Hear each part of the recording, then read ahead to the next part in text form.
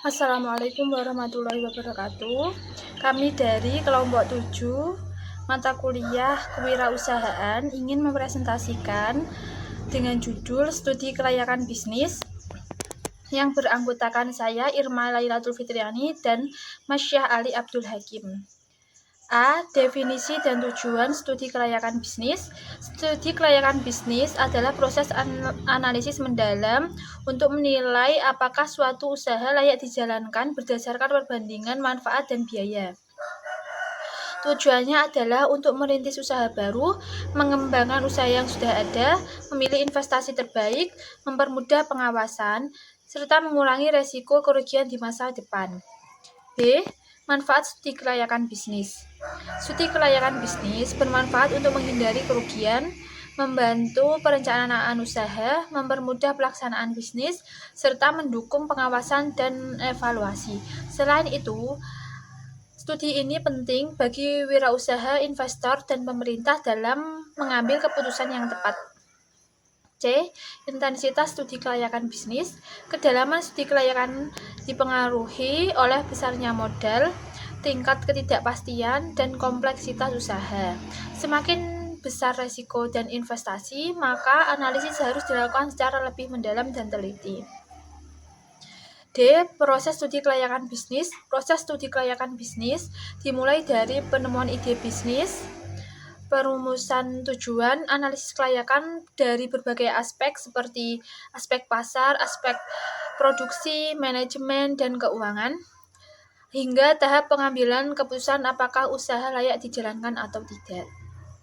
Bismillahirrahmanirrahim. Assalamualaikum warahmatullahi wabarakatuh. Izinkan saya di sini Syah Ali Abdul Hakim menjelaskan tentang studi kelayakan bisnis melanjutkan Mbak Irma tadi, yakni tentang kritik, yakni studi kelayakan bisnis terlalu dikritik karena terlalu fokus terhadap aspek finansial dan kurang adaptif terhadap perubahan pasar yang dinamis. Selain itu, sering dianggap hanya cocok untuk bisnis besar, padahal UMKM juga membutuhkannya dengan pendekatan yang lebih sederhana dan fleksibel. Lalu selanjutnya yakni studi kasus ya. Yang kami berikan di sini adalah studi kasus keberhasilan bisnis kopi lokal di Indonesia. Nah, bisnis kedai kopi adalah salah satu contoh kewirausahaan yang berkembang pesat di Indonesia, yang dalam beberapa tahun terakhir bermunculan ya banyak kedai kopi. Contohnya di Nganjuk sangat banyak sekali kafe-kafe seperti itu.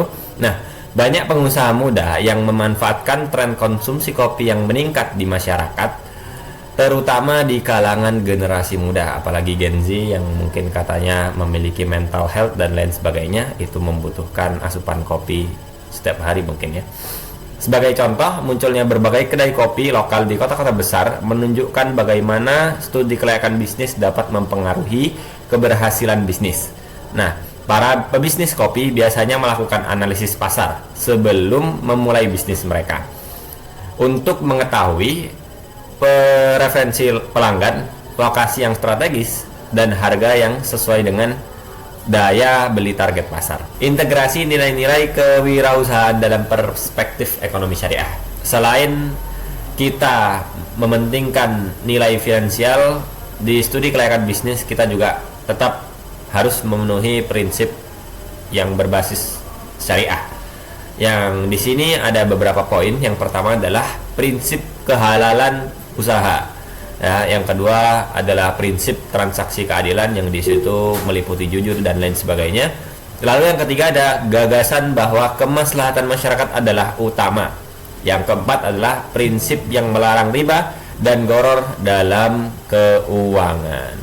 Kesimpulannya adalah bahwa studi kelayakan bisnis merupakan alat penting dalam menentukan keberhasilan suatu usaha melalui analisis yang sistematis dan menyeluruh dengan mempertimbangkan berbagai aspek dan nilai. Terutama dalam ekonomi syariah, bisnis dapat dijalankan secara optimal, berkelanjutan, dan memberikan manfaat luas. Jadi sekian mungkin yang bisa kelompok studi kelayakan bisnis ini sampaikan. Apabila ada pertanyaan bisa disiapkan di kolom komentar atau secara offline, terserah. Kurang lebihnya mohon maaf. Syukran. Assalamualaikum warahmatullahi wabarakatuh.